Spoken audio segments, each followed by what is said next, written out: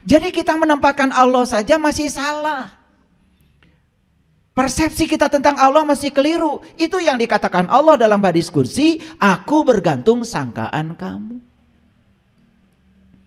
Jadi Allah itu menyatakan dirinya sebagai Rob. Rob itu adalah kehadiran, keberadaan. Kehadiran dan keberadaannya sudah cukup membuat segala sesuatu terjadi. Tetapi yang ingin menjadikan itu terjadi, itu adalah kita sendiri. Jadi kun fayakunnya Allah itu adalah beliau hadir sebagai fasilitator untuk membuat segala sesuatu terjadi. Tapi yang ingin segala sesuatu terjadi itu jadi adalah stop dari sendiri. Sekarang berpikir bahwa penderitaan, kesedihan itu adalah musibah. Atau apalagi disebut sebagai siksaan. Apalagi disebut sebagai kutukan, azab dari Allah. Mana mungkin Allah yang maha cinta, maha pengasih, maha penyayang mengutuk hambanya sendiri. Mana mungkin Allah yang maha cinta, maha pengasih, maha penyayang menghinakan ciptaannya sendiri. Jadi kita ini selama ini mempersepsi Allah itu bertolak belakang terkadang dengan sebutan-sebutan yang kita sampaikan kepada Allah. Katanya Allah itu Ar-Rahman, Ar-Rahim. Tapi di sisi lain kita masih mempersepsi seakan-akan Allah itu baik kepada kita kalau kita baik kepadanya. Dan Allah itu jahat dan tidak baik kepada kita, menghukum kita, mengazab kita kalau kita tidak baik kepadanya. Konsepsi tentang Allah yang semacam itu adalah menghinakan Allah sendiri. Allah itu tidak punya sifat seperti itu. Dia baik kepada kita bukan karena kebaikan kita. Dan kalau kita mendapatkan segala kehidupan yang menderitakan diri kita, itu pun bukan dari Allah. Itu adalah alarm, peringatan, akibat yang ditimbulkan oleh tindakan kita sendiri. Sederhana saja. Kadang-kadang kita suka berbicara, semoga penyakit saya segera dicabut oleh Allah. Suka begitu kan? Itu cara berbahasa yang tidak sadar. Secara tidak langsung kita sedang menuduh kepada Allah seakan-akan Allah yang menanamkan penyakit itu pada diri kita. Lalu kita bilang semoga Allah mencabut penyakit itu. Padahal di Quran tidak ada kata-kata Allah memberikan penyakit, tidak ada. Tapi kata-kata bahwa Allah menyembuhkan penyakit ada. Faiza maridtu fahuwa yasfin. Apabila kamu sakit, aku yang menyembuhkan. Ada ayatnya. Tetapi sakit itu bukan dari Allah. Sakit itu dari perbuatanmu sendiri.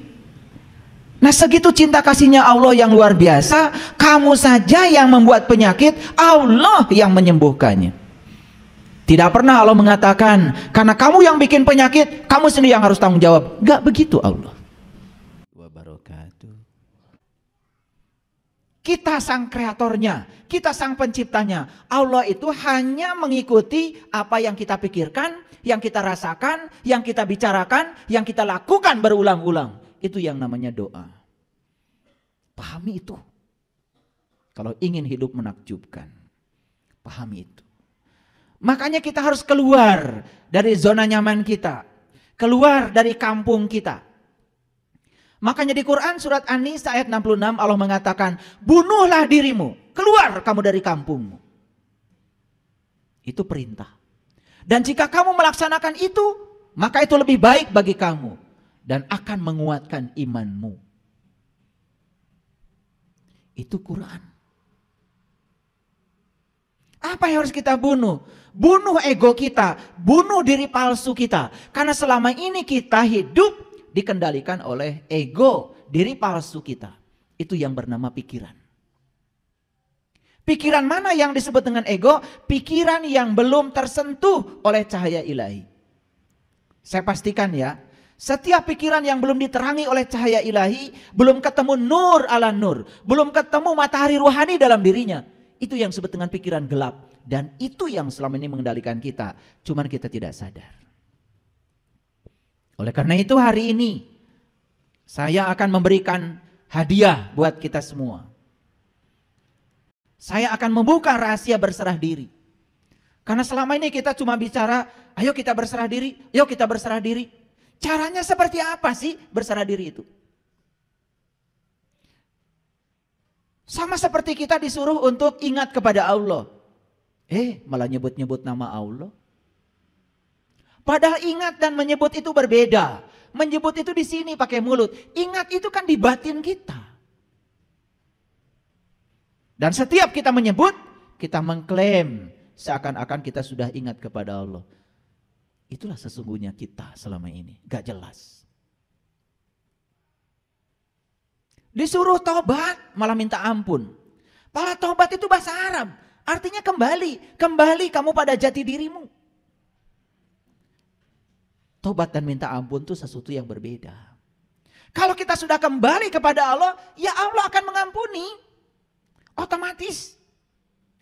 Bahkan Allah mengatakan, Inna fatahna laka fatham mubina liyaghfira lakallah ma taqaddama min dambika wa ma ta'akhkhar. Hari ini kamu terbuka kembali penglihatanmu sehingga kamu bisa melihat jati dirimu, kembali kepada Allah. Maka aku ampunkan bahkan dosamu yang lalu, termasuk juga dosamu yang akan datang. Begitu kata Allah dalam Al-Quran.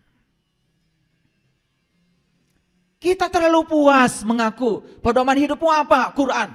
Pedoman hidupmu Quran dan hadis. Tapi dua-duanya tidak kita pahami. Tidak kita pedomani. Hanya dibaca berulang-ulang. Dan kita menganggap kalau sudah membaca berulang-ulang, seakan-akan kita sudah soleh. Padahal membaca itu baru tahap awal untuk memahami. Dan kalau kita membaca, kemudian kita tidak dapat petunjuk apa-apa dari yang kita baca, berarti kita melanggar ayat zalikal kitab la raiba fi hudan lil muttaqin. Jadi kalau kita tidak dapat petunjuk ketika kita baca kitab suci, berarti kita belum tahu apa itu takwa yang sebenarnya. Oleh karena itu, mari kita bersyukur kita telah diundang oleh Allah di tempat yang penuh berkah ini. Oleh karena itu mari kita sampaikan penghormatan kepadanya. Kita puji dia bersama-sama membaca hamdalah. Alhamdulillahi rabbil alamin. Mari kita mohon ridho dan berkahnya. Semoga Allah membukakan pintu kecerdasan kita. Terutama kecerdasan yang melampaui pikiran yang terbatas dalam diri kita. Kita sapa asma Allah dengan kelembutan dan cinta. Seraya membaca basmalah. Bismillahirrahmanirrahim. Jadi hari ini saya akan berbicara tentang rahasia berserah diri. Saya kasih judul, berserah bukanlah menyerah. Oleh karena itu kita akan memasuki dulu introduksinya. Kita akan memasuki pendahuluannya. Supaya nanti ketika masuk pada rahasia yang tadi itu kita mengerti. Fokus. Karena saya akan mencoba mengkombinasikan ayat-ayat Al-Quran dengan temuan-temuan baru para peneliti di bidangnya, terutama para psikolog yang terus mengembangkan pengetahuan baru tentang neuroscience. Jadi nanti akan ada banyak sekali ya rahasia-rahasia untuk menjelaskan ini. Ya saya ambil dari data-data hasil penelitian yang sudah dipublish, yang sudah dinyatakan dalam bahasa saintifik. Dan saya coba akan terjemahkan dalam bahasa yang mudah dimengerti. Jadi setiap hari saya ini punya langganan jurnal. Dan saya berbayar. Jadi saya punya langganan jurnal yang berbayar. Jurnal-jurnal yang terindeks. Jurnal-jurnal yang sudah diakui ya keabsahannya oleh para ilmuwan di seluruh dunia. Jadi saya tidak pernah baca artikel hoax. Saya tidak pernah baca artikel-artikel yang dikirim oleh orang sembarangan yang gak jelas sumbernya. Lalu kita percaya. Saya tidak pernah baca yang gitu. Dan kalau ingin baca jurnal-jurnal yang terakreditasi, terindeks, yang diakui keabsahannya oleh para ilmuwan di seluruh dunia, ya harus berlangganan, berbayar. Itu hukum alam. Segala sesuatu yang bermutu, ya pasti berbayar. Jadi jangan ingin gratisan, karena gratis itu melanggar hukum alam. Kalau ingin bajunya murah, ya siap-siap saja. Setiap pakai baju itu garuk-garuk. Kalau ingin bajunya nyaman, ya tentu saja keluarkan uang lebih banyak sedikit. Jangan berpikir mahal, berpikir kebeli, pasti bisa kebeli. Kalau berpikir mahal, ya sudah, kata mahal itu sendiri sudah menghalangi rezeki datang. Makanya ketika kalian pergi ke toko sepatu, lihat sepatu mahal, kemudian kalian bilang, ah mahal, seumur hidup gak akan bisa pakai sepatu itu. Tapi kalau berkata, pasti saya akan pakai, akan ada rezekinya. Jadi itu yang disebut dengan like attracts like, hukum tarik menarik. Jadi sebetulnya yang membatasi rezeki kita adalah pikiran kita, kata-kata kita sendiri. Hati-hati itu.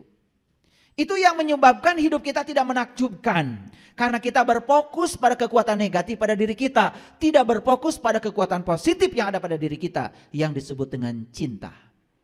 Jadi cinta itu lebih luas lagi. Bukan sekedar rasa perasaan kepada sesama. Tapi cinta yang lebih besar lagi adalah kekuatan positif yang Allah berikan pada setiap manusia.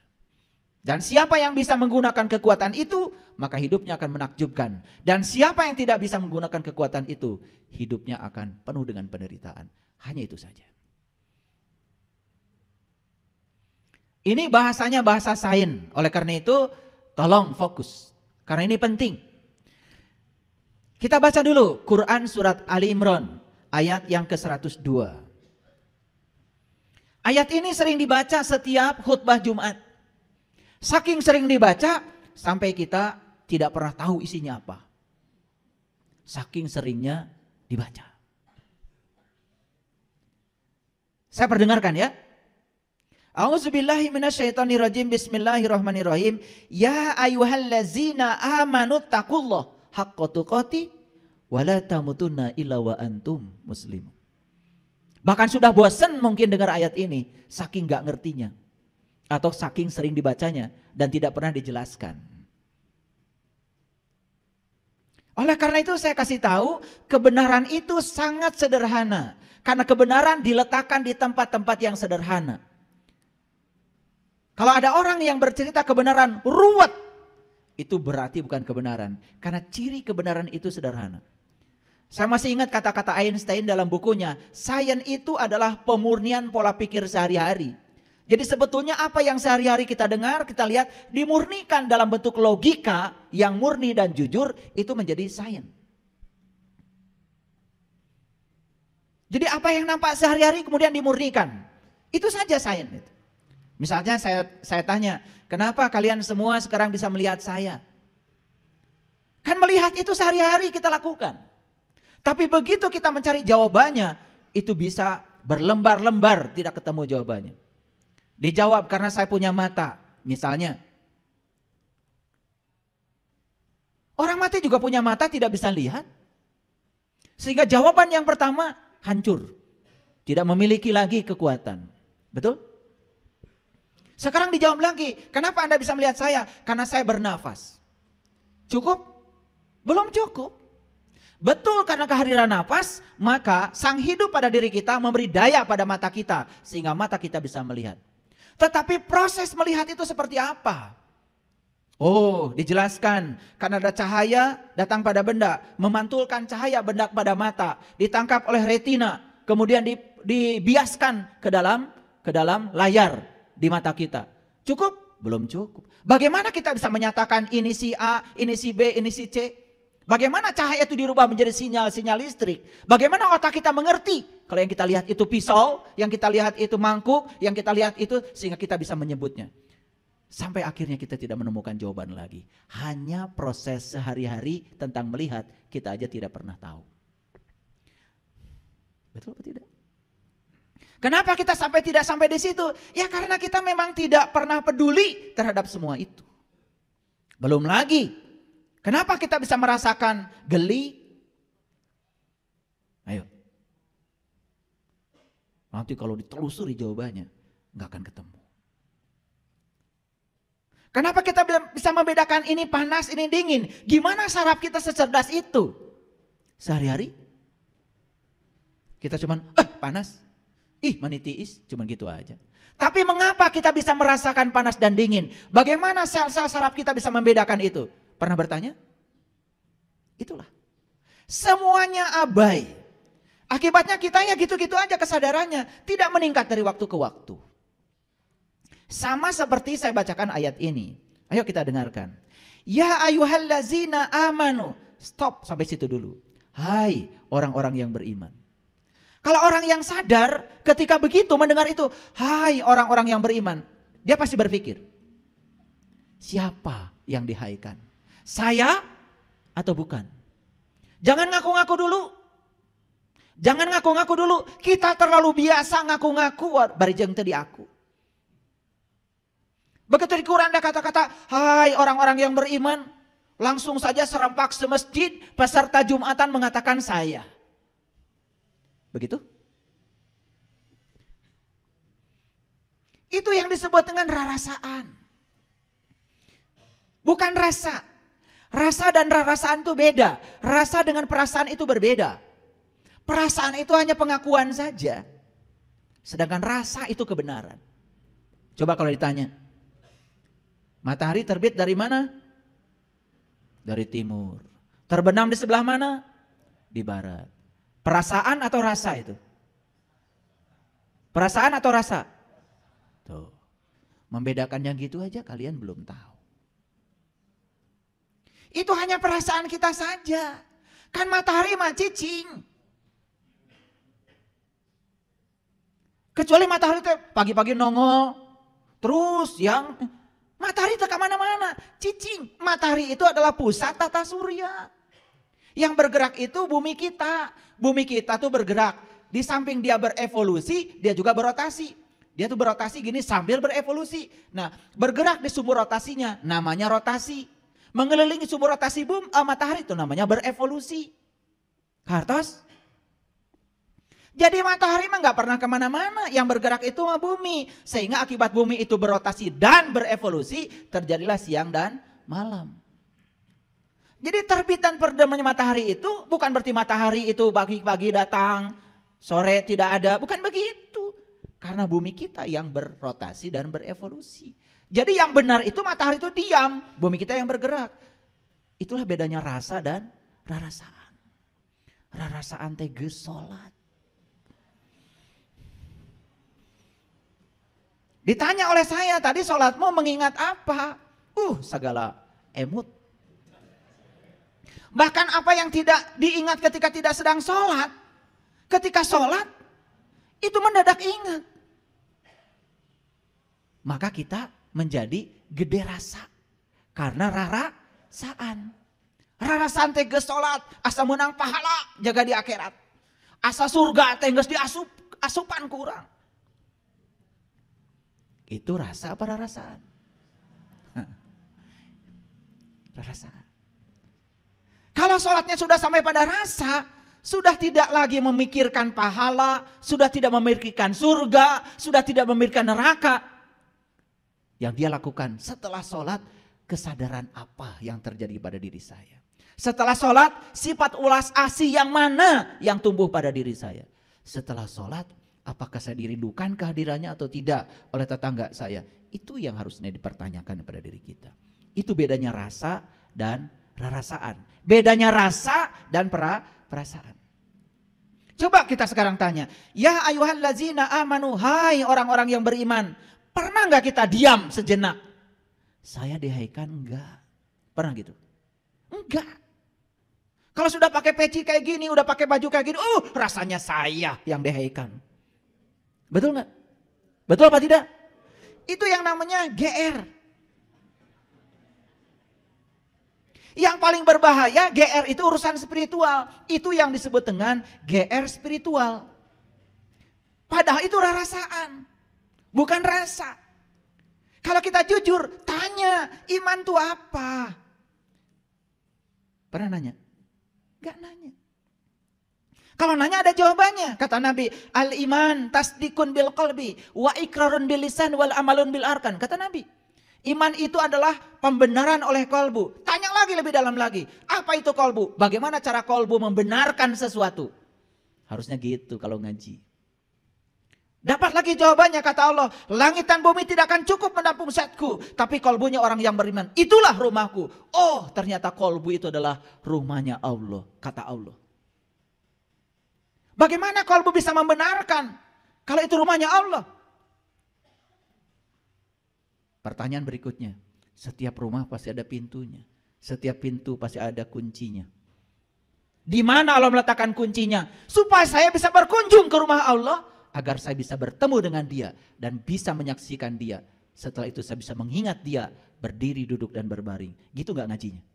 Enggak. Karena orang mengatakan iman tuh percaya, pokoknya percaya. Tong nanya. Kakara seri ayeuna ya. Makanya beruntung kalian hari di sini. Saya ingin mengajarkan kesadaran. Percaya itu kudu ada buktina. Percaya itu harus ada bukti. Kalau tidak ada bukti, layak untuk tidak dipercaya. Dan agama itu bukan paksaan. La ikraha fiddin. Karena tidak ada paksaan dalam agama. Setiap apapun yang kita yakini, yang kita percayai, harus ada buktinya.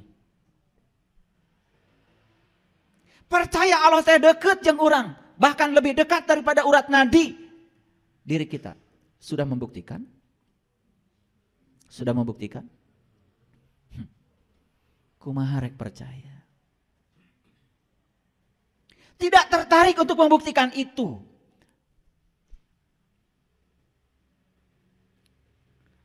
Jadi kalau kolbu itu sudah bisa membenarkan, maka lisan kita jadi benar. Lisan kita jadi benar. Akhlak dan perbuatan kita akan mengikuti lisan kita. Itu yang disebut dengan jujur. Selaras antara batinnya, kata-kata, dan tindakan. Kan kita biasa tidak selaras, di dalamnya seperti apa, keluar kata-katanya seperti apa, yang dilakukan seperti apa, bahkan melanggar janji, itu pun dianggap biasa. Padahal di Quran jelas-jelas dikatakan, ya ayyuhallazina amanu aufu bil uqud. Ciri orang beriman itu tidak pernah melanggar janji. Saya tanya, jadi ciri orang beriman itu tidak pernah melanggar janji. Jujur ya, suka melanggar janji? Jujur, suka melanggar janji? Masih ngaku orang beriman. Padahal ayat yang jelas, ciri orang beriman itu tidak pernah melanggar janji. Kita melanggar janji, masih ngaku. Coba, geus puguh eueuh bauna masih ngaku tarasi. Karena nama itu baru ada, melekat kalau ada cirinya. Ngerti maksud saya? Ciri saya, ciri ceramah saya, itu punya ciri tersendiri. Hilang cirinya, hilang namanya. Karena nama itu ada kalau ada ciri. Ada alamatnya, ada addressnya. Betul? Pertanyaan saya. Ya ayyuhallazina amanu. Hai orang-orang yang beriman. Berani ngaku? Saya yang dihaikan? Berani? Baru gak berani sekarang setelah dijelaskan oleh saya. Kemarin-kemarin sebelum kesini petatang petentengnya luar biasa. Betul? Bahkan menyesatkan orang lain itu biasa. Begitu orang lain beda dengan kita, sesat, murtad, kufur. Keheula. Itulah orang yang pengetahuannya sedikit. Gampang menilai orang lain. Saya tanya sekali lagi, ya ayyuhallazina amanu, siapa? Ya siapa? Berani menyatakan, terima kasih ya Allah, saya sudah dihaikan. Berani? Hai para mahasiswa saya. Ada mahasiswa saya nggak di sini? Tiba-tiba ngacung semua. Loh, kapan daftarnya? Jadi kalau ada kata-kata yang semacam itu di Quran, ya ayyuhallazina amanu, stop, renungkan. Saya bukan. Kalau saya ini tidak layak dihaikan, gimana caranya supaya besok-besok saya layak untuk dihaikan? Belajar di Quran, surat Al-Mu'minun. Apa ciri orang yang beriman? Hadirkan ciri itu pada diri kita. Setelah hadir ciri-cirinya, baru dengan percaya diri mengatakan, semoga saya ya Allah. Cukup sampai di situ? Jangan berhenti di situ. Karena berikutnya ada tugas dari Allah. Ittaqullaha haqqa tuqatih. Ittaqullaha haqqa tuqatih. Kata Allah, bertakwalah kamu kepada Allah dengan takwa yang sebenar-benarnya. Pernah nanya, takwa itu apa? Melakukannya seperti apa? Kenapa ada kata-kata takwa itu harus sebenar-benarnya? Apakah ada yang palsu gitu? Pernah nanya gitu enggak? Enggak. Jadi mau maju gimana? Begitu dibilang kata Allah, bertakwalah kepada Allah dengan takwa yang sebenar-benarnya. Udah aja, dilewatkan perintah ini. Kalau saya kejar. Apa kata takwa di Quran? Saya kejar. Makanya ketemu jawabannya di Quran surat Al-Baqarah ayat 63. Wa id akhadna mitsaqakum wa rafa'na fawqakumut tur khudhu ma atainakum biquwwatin wazkuru ma fihi la'allakum tattaqun. Jadi takwa itu sebuah prosedur. Pertama mengambil janji, yang kedua diangkat kesadarannya, yang ketiga ditunjukkan oleh Allah di puncak kesadarannya. Allah menunjukkan diri di puncak kesadarannya.